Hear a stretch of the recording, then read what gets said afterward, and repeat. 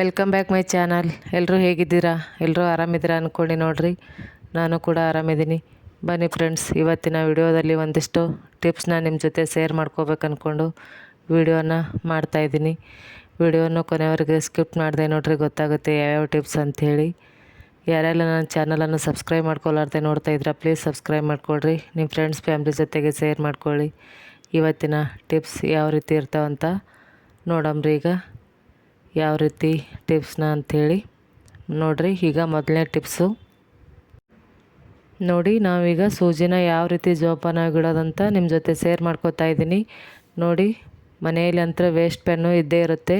ಅಂದರೆ ಮಸಿ ಖಾಲಿ ಆದ ಕೂಡಲೇ ಈ ಥರ ಪೆನ್ ಇರ್ತದೆ ನೋಡಿರಿ, ಅದರೊಳಗೆ ನಾವು ಈ ಥರ ಸೂಜಿನ ಹಾಕ್ಕೊಂಡು ಇಟ್ಕೋಬೋದು. ಅಂದರೆ ಕ್ಯಾಲೆಂಡ್ರ್ ಚುಚ್ಚೋದಾಗಲಿ, ಪೇಪರ್ನಲ್ಲಿ ಚುಚ್ಕೊಂಡು ಆ ಕಡೆ ಈ ಕಡೆ ಇಡೋದಾಗಲಿ ಮಾಡೋದಕ್ಕಿಂತ ಈ ಥರ ಒಂದು ಪೆನ್ನಿಗೆ, ವೇಸ್ಟ್ ಪೆನ್ನಿಗೆ ಅಂದರೆ ಮಸಿ ಖಾಲಿ ಆದ ಕೂಡಲೇ ಈ ಥರ ಪೆನ್ನಿನ ಕಡ್ಡಿನ ತೆಗೆದು ಈ ಥರ ನಾವು ಸೂಜಿನ ಹಾಕಿಟ್ಕೋಬೋದು. ನೋಡಿ ಎಷ್ಟು ಸಣ್ಣದದಾವೆ ಸೂಜಿ. ಅವು ಬ್ಲೌಸ್ ವರ್ಕ್ ಮಾಡೋ ಸೂಜಿ ಅದಾವೆ ರೀ, ಅದ್ರ ಸಲುವಾಗಿ ಅವು ಬೇಗ ಕೈ ಕೂಡ ಸಿಗೋದಿಲ್ಲ. ನಮ್ಗೆ ಬೇಕೆಂದಾಗ ಈ ಥರ ಮಾಡಿಕೊಂಡು ಇದ್ರೊಳಗೆ ಹಾಕ್ಕೊಂಡು ಇಟ್ಕೊಂಡ್ರೆ ನಾವು ಯಾವಾಗ ಬೇಕಾಗುತ್ತೋ ಆವಾಗ ನಾವು ತೊಗೊಂಡು ಯೂಸ್ ಮಾಡ್ಕೋಬೋದು. ನೋಡಿ, ಈ ಥರ ಸೂಜಿನ ನೀವು ಕೂಡ ಒಮ್ಮೆ ಟ್ರೈ ಮಾಡಿ ನೋಡಿ ಬೇಕಿದ್ರೆ. ಅಂದರೆ ಎಷ್ಟೇ ಸೂಜಿ ಇದ್ದರೂ ಕೂಡ ಈ ಪೆನ್ನಲ್ಲಿ ಹಾಕ್ಕೊಂಡು ಇಟ್ಕೊಂಡ್ರೆ ನಮ್ಗೆ ಟೈಮ್ ಬೇಕಾದಾಗ, ಅಂದರೆ ನಮ್ಗೆ ಯಾವ ಟೈಮ್ದಾಗ ಬೇಕಾಗುತ್ತೆ ಆ ಟೈಮ್ದಾಗ ತಕ್ಕೊಂಡು ಯೂಸ್ ಮಾಡ್ಕೋಬೋದು. ನೋಡಿ ಯಾವ ರೀತಿ ಇದೆ ಟಿಪ್ಸ್ ಅಂತ ಕಮೆಂಟ್ ಮಾಡಿ ಹೇಳಿ. ನೋಡಿ, ಈಗ ಟಿಪ್ಸ್ ನಂಬರ್ 2 ಅಂದ್ರೆ ಕತ್ರಿ ಅಂತೂ ಡೈಲಿ ನಮ್ಗೆ ಕಿಚನಲ್ಲಿ ಯೂಸ್ ಆಗುತ್ತೆ. ಹಾಲಿನ ಪಾಕೆಟ್ ಕಟ್ ಮಾಡೋದಾಗಲಿ, ಎಣ್ಣೆ ಪಾಕೆಟ್ ಕಟ್ ಮಾಡೋದಾಗಲಿ ನಾವು ಕತ್ರಿನ ಯೂಸ್ ಮಾಡೇ ಮಾಡ್ತೀವಿ. ದಿನಾಲೂ ಯೂಸ್ ಮಾಡೋದ್ರಿಂದ ಕತ್ರಿ ಜಲ್ದಿನೇ ಸ್ವಲ್ಪ ಮೊಂಡಾಗುತ್ತೆ.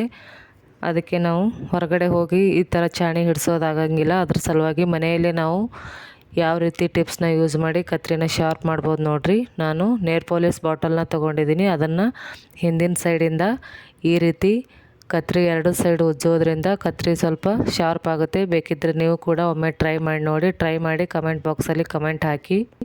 ನೋಡಿ, ಟಿಪ್ಸ್ ನಂಬರ್ 3, ಈ ಥರ ದಾರಾನ ನಾವು ಎಲ್ಲದಕ್ಕೆ ಯೂಸ್ ಮಾಡ್ತೀವಲ್ರಿ. ಬಟ್ಟೆ ಹೊಲಿಯೋದಾಗಲಿ ಅಥವಾ ಏನಾದರೂ ಬಟ್ಟೆ, ಹಳೆ ಬಟ್ಟೆ ಮಷಿನ್ ಇರಲಿಲ್ಲ ಅಂದ್ರೆ ಕೂಡ ಹಳೆ ಬಟ್ಟೆನ ಈ ಥರ ಕೈಲೇ ಹೊಲ್ಕೊಳಕ್ಕೆ ನಾವು ದಾರಾನ ಯೂಸ್ ಮಾಡೇ ಮಾಡ್ತೀವಿ.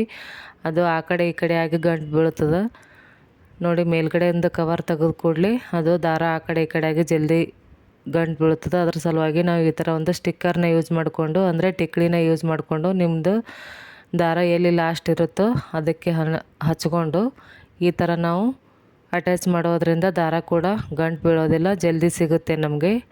ಇನ್ನೊಂದು ಸಾರಿ ತೆಗಿಬೇಕಾದ್ರೂ ಕೂಡ ಈ ಥರ ಟಿಕ್ಳಿ ಸ್ವಲ್ಪ ಓಪನ್ ಮಾಡಿದ್ರೆ ಆಯಿತು, ದಾರ ಕೂಡ ಅದ್ರ ಜೊತೆಯಲ್ಲೇ ಬರುತ್ತೆ. ನೋಡಿ ಯಾವ ರೀತಿ ಇದೆ ಈ ಟಿಪ್ಸ್ ಅಂತ ಕಮೆಂಟ್ ಮಾಡಿ ಹೇಳಿ.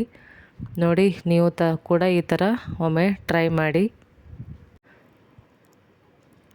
ಟಿಪ್ಸ್ ನಂಬರ್ 4 ನೋಡಿ, ಈ ಥರ ದಾರಾನ ಯಾವ ರೀತಿ, ಇನ್ನೊಂದು ಥರ ನಾವು ಯಾವ ರೀತಿ ದಾರಾನ ಗಂಟು ಬೀಳದ ಹಾಗೆ ಇಟ್ಕೋಬೋದು ಅಂತ ನಿಮ್ಮ ಜೊತೆ ಶೇರ್ ಮಾಡ್ಕೋತಾ ಇದ್ದೀನಿ. ನೋಡಿ, ಈ ಥರ ರಟ್ಟಿಂದು ಮೇಲ್ಗಡೆ ಭಾಗನ ಒಂದು ಸ್ವಲ್ಪ ನಾವು ಸೀಳ್ಕೊಂಡಂಗೆ ಮಾಡ್ಕೋಬೇಕ್ರಿ ಎರಡು ಸೈಡು.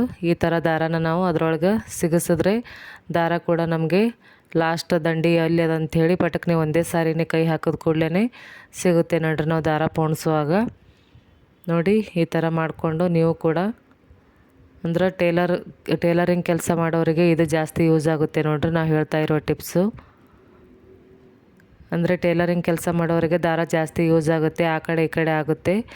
ಅದನ್ನು ನಾವು ಈ ರೀತಿ ಮಾಡೋದ್ರಿಂದ ನಮ್ಗೆ ದಾರ ಗಂಟು ಬೀಳದ ಹಾಗೆ ಜಲ್ದಿ ಕೂಡ ಸಿಗುತ್ತೆ ನೋಡಿ.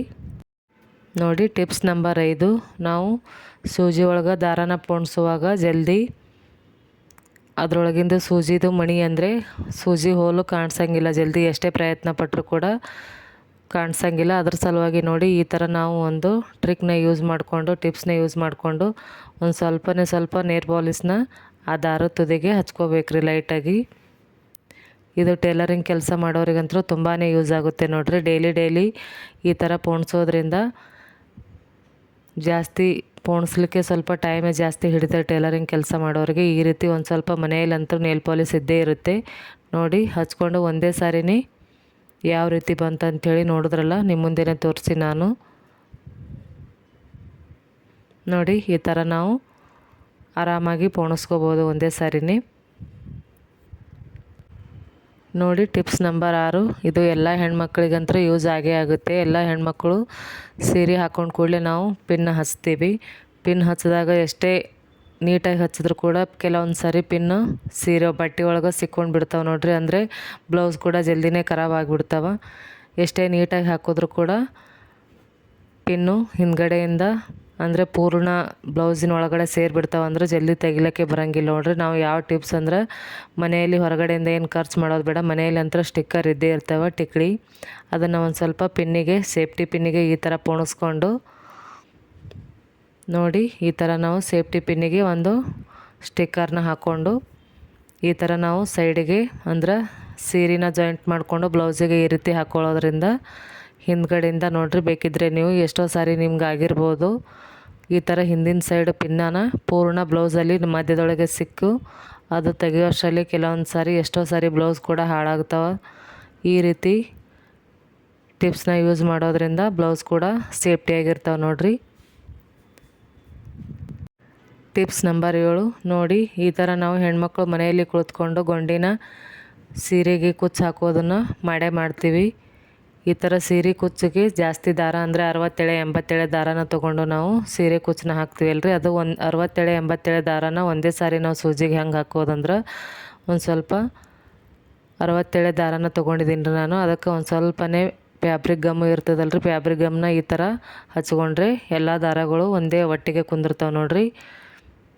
ಈ ಥರ ಇಲ್ಲಾಂದರೆ ನೀವು ಸ್ವಲ್ಪ ಗಮ್ ಇರಲಿಲ್ಲ ಅಂದರೆ ಸ್ವಲ್ಪ ನೀರಲ್ಲಿ ಕೂಡ ತೊಯ್ಸ್ಕೊಂಡು ಒಂದು ಸ್ವಲ್ಪ ತುದಿನ ಸಾಫ್ಟ್ ಮಾಡಿಕೊಂಡು ಈ ಥರ ಸೂಜಿಗೆ ಹಾಕೋದ್ರಿಂದ ಒಂದೇ ಸಾರಿನೇ 60 ದಾರ ನಾವು ಸೂಜಿಗೆ ಹಾಕೋಬೋದು ನೋಡ್ರಿ.